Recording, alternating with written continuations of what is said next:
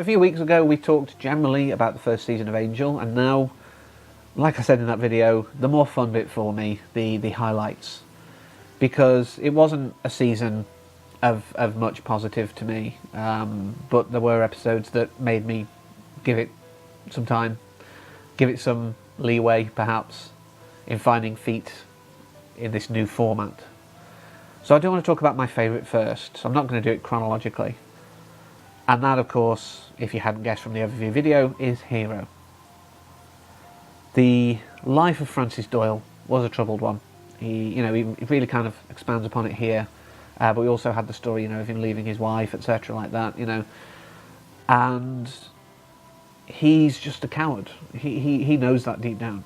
He's always running from problems, and Angel corners him about it. It's just like, look, you need to step up, kind of thing. And he finds this group of demons who are being hunted down by the Scourge, who are purity first kind of people.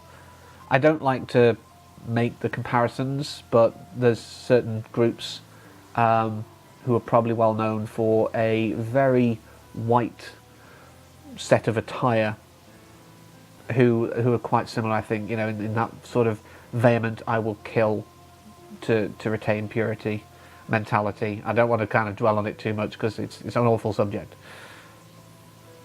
Which again, was kind of a positive that it's on Angel. It was telling us we will deal with heavy subjects. Because metaphor is in everything. The metaphor is clear here. But when called upon, when the opportunity is there, when these people need him to step up, they need him to save them, or need someone. He could let Angel sacrifice himself, but he's like, no, this guy has a destiny. This guy has a future. What have I got? I've got a potential future. Cordelia might learn to love this face. She might not.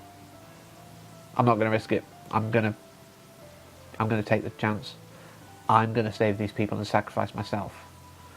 He obviously makes sure to pass on the gift to Cordelia, which is its own set of issues that comes on down the line. But it's a beautiful arc. The music is beautiful. I've actually got it. I bought the soundtrack mainly just for that piece because it's so beautiful, it's so haunting. And Robert J. Kral is a great music guy for Angel. I think his style, his ideas work really well for it. He's got some of that whimsical Christoph Beck thing, but he's very much his own kind of guy, which is great. But yeah, Hero to me was, it was a perfect arc for Doyle. It was a perfect closure to it. He came out, he starts as just this, I don't know, kind of poor excuse for a being. I'm not going to say man, just a being, poor excuse for one, and he ends as a hero. He sacrifices himself, which is the biggest heroic act I think anyone could ever do. So that was beautiful. The other favourites of this season, well, let's talk the bleak first. We'll keep on this and then we'll end on the high. So we had 5x5 and Sanctuary after Faith woke up, which we'll talk obviously more about with the Buffy season 4, of course. But she wakes up, she obviously flees to LA. We have the torture of Wesley, which is really part of the real breaking of his character away from the bumbling fool. This was the start of stern, hard, capable Wesley, really.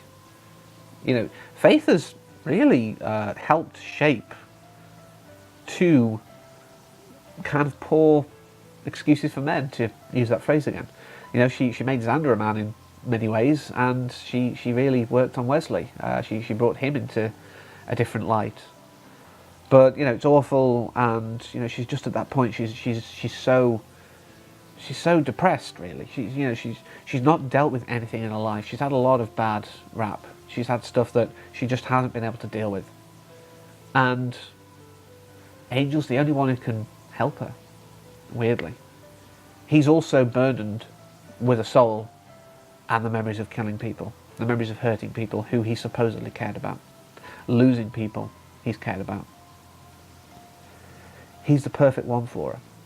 And through compassion, the Watchers Council are coming in for a kill, obviously following on again from the Buffy arc. You know, they're coming in to just take her out, whatever happens. But he will not let that happen, and he's very annoyed at Wesley. But Wesley's very annoyed because who did she torture, Angel? You or me? He's justifiably annoyed. But Angel knows that she can be rehabilitated, because if she can't, what's the case for him? If she can't be helped, then what, is he just going to revert at some point down the line too? If killers can't be changed? So whilst it seems compassionate, entirely compassionate, and dare I say altruistic, much as I don't believe in that, but maybe I'll cover that in a random video at some point, he's actually kind of doing it for himself as well. If I can make Faith function, if I can make her repent, if I can make her a better person, then I can do it too. My quest is not pointless. And that's great. You know, we're getting nuance to Angel's character, really. Like I say, this isn't a season I love, there are episodes I love, or sort of a couple of arcs, you know. And that's why 5x5 and Sanctuary are great. You know, he finally gets her to turn herself in, and fortunately for Buffy season 7, she's not killed and can actually help in the fight, which is great.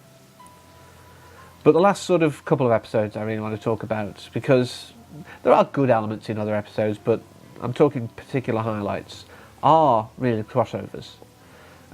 First of all, we'll have I'll Remember You, where Buffy is chewing him out for coming over for pangs on her show and hiding in the shadows, helping her, because there'd been that whole vision of, oh, maybe she's in trouble.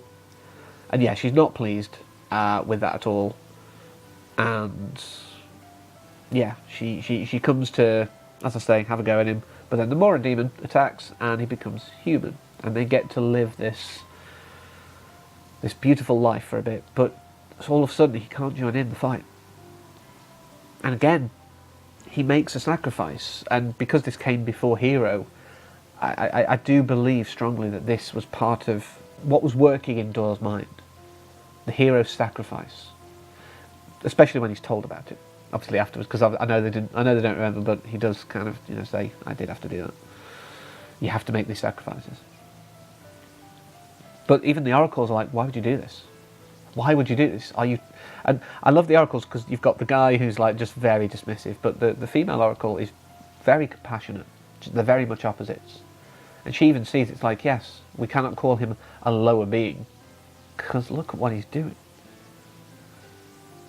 He would prefer to lose the supposed love of his life, should we say, and have a normal life, because she won't. Just because he's not a vampire, she doesn't stop being the Slayer. Because of the situation with Faith, there isn't someone to pick up that slack yet. So, this is the predicament. But he still chooses it. And that to me is beautiful. You know, it said, look, you know, we're still part of that world. But let's do an interesting tale with it. Let's show how much of a hero Angel is. This is Angel on his own makes that decision. No one forces him to it. In fact, Buffy's even really upset by the fact he'd choose that over her. She's very selfish. Buffy is very selfish. I could do a whole hour-long video, I'm sure, on how selfish Buffy is with examples. But Angel sees the greater good and makes that sacrifice. But the other great crossover episodes is, of course, In the Dark, and it's Spike and Angel back together again, at odds with each other, fighting over the Ring of Amara. And we do obviously get Oz as well, helping out. And yeah, I think it's beautiful. I think it's a great way to, you know, have Spike's introduction in season 4 of Buffy sort of go, yes, remember, we're also in the same world, look. You know, have that interaction with Angel again, be at odds with him, and, you know, some great interactions, have the very creepy torture of Marcus. Ooh. And then, of course, have, again, a sacrifice. You know, I think, in a way, it's kind of negative in a way. It was hammering over our heads this season. Sacrifice, look, everyone's making sacrifices. You get a sacrifice. You get a sacrifice. It's Oprah and sacrifices. But it's a great episode because it's fun, but it still has that heaviness. It still has this sacrifice. And like I say, I think all of these things were leading to Doyle's eventual realisation that, hey, I can be a hero too. The fact that, you know, Angel could use this for good. He could fight crime in the day. The strength of a vampire in the day. He'd be like Blade, but less tan, shall we say. But he's like, no, I can't cheat because that just opens the door to corruption. You know, he's got a good soul, which is a great thing. But yeah, so, like I say, Angel isn't a series of greatness for me, like the first season in particular, but it's got standouts, because each one of those I love. You know, I haven't made notes on these, I haven't thought about them in advance, I'm just like, oh, I need to touch those, because I love them so much. Like I say, Hero's favourite, without a shadow of a doubt. But if you've got any particular highlights that I haven't covered, or you agree with me, let me know in the comments. But until next time, as always, thanks for watching, and take care.